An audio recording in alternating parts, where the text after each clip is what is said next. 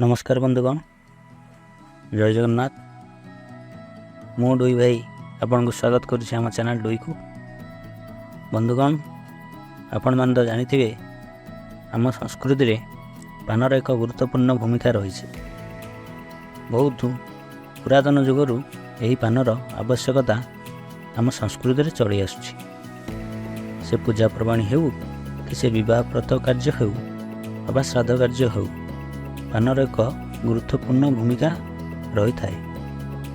केतेबेले बिड़िया पान तो केतेबेले पुणी पतर पानर आवश्यकता रही थाए।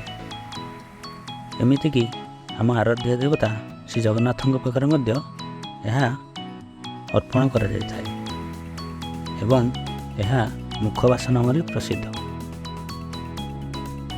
तेणु ये पान उपरे आमर ये कविता पान रे पान चोराई नेलु मो मन, तो बिना लगे खाली फिका फिका ए जीवन। तो देहे लगे जेबे खईर चून, पाटिटा देखा जाए पुणी अति रंगीन। गुआ लवंग मधुरी हुए बिड़िया पान, संपर्क हुए मधुर पुणी देले गोटे जान। मुखवास नामे परिचित तोहरी नाम, जगा काड़िया पाखे भी अच्छी तोहरी स्थान। तांबूल सेवा नामे तुप्ता पाखे पाऊ सम्मान, लोड़ा हुए नीति तोर पुणी सरिले भोजन। हौ डंगा बसा कि हौ से होम यज्ञ, कौठी लोड़ा बिड़िया तो कौठी पत्तर पान। शीत वर्षा खरा कष्टर टिके लाघव हुए मन, जेबे पार्टी थाए खंडिए छुटिया पान। थाउ नोट लेखा कि थाउ जेड प्रोजेक्ट काम, दुई चारि खंडारे हो जाए सब काम तम।